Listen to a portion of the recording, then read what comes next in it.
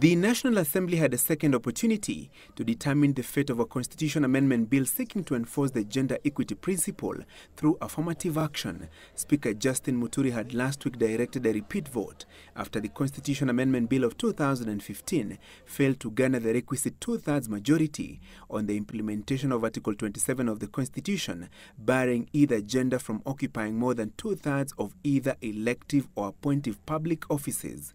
Despite a week-long lobbying by women parliamentarians, there were indications from the onset that the bill would not sail through. Only 200 members were in the House when the bill was put to a vote, yet its passage required the support of at least 233 lawmakers. Honourable members, you may vote now. Vote now. And when the matter was put to a vote, only 178 members of parliament gave it a thumbs up, while 16 members voted to shoot it down. 6 members abstained. The motion is negative. Instructively, when the vote was being taken, some male lawmakers opted to stay away from the chamber and followed the proceedings on television from within parliament buildings. In total, 150 members were absent when the crucial vote was taken. Every time that we have raised, our colleagues that are not supportive have raised issues, we have dealt with it. But every time we deal with one, they bring another. For instance, the issue of saying that they wanted younger women. It's very welcome. We don't mind having younger women here. Even some of us, when we came here, we were younger.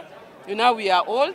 Opposition Chief Raila Odinga was in the House accompanied by his daughter Rosemary to marshal the court troops to vote in support of the bill, and so were pioneer women lawmakers Phoebe Asio, Dr. Julia Ojambo and Zipporah Kitoni, all witnessing as the bill that sought to increase the number of female lawmakers collapsed, Odinga accusing the Jubilee coalition of doublespeak.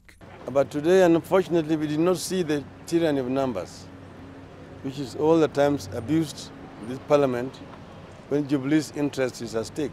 The women parliamentarians say they will pursue other avenues to have the gender parity legislation enacted before the August 27th implementation deadline. The law is not without options. This particular bill could start at the Senate, be voted at the Senate, and come back to the National Assembly. We could wait for 6 months to retake the vote. And there will be many, many other legal options that we are going to consider going forward after today. But the fight is not over. Odinga also took issue with Speaker Muturi for what he termed a deliberate snub on a day Parliament deliberated on a critical gender issue. Lakini nilipofika hapa, nilishangaa. Manake Speaker mwenyewe amekataa hata kunitambulisha.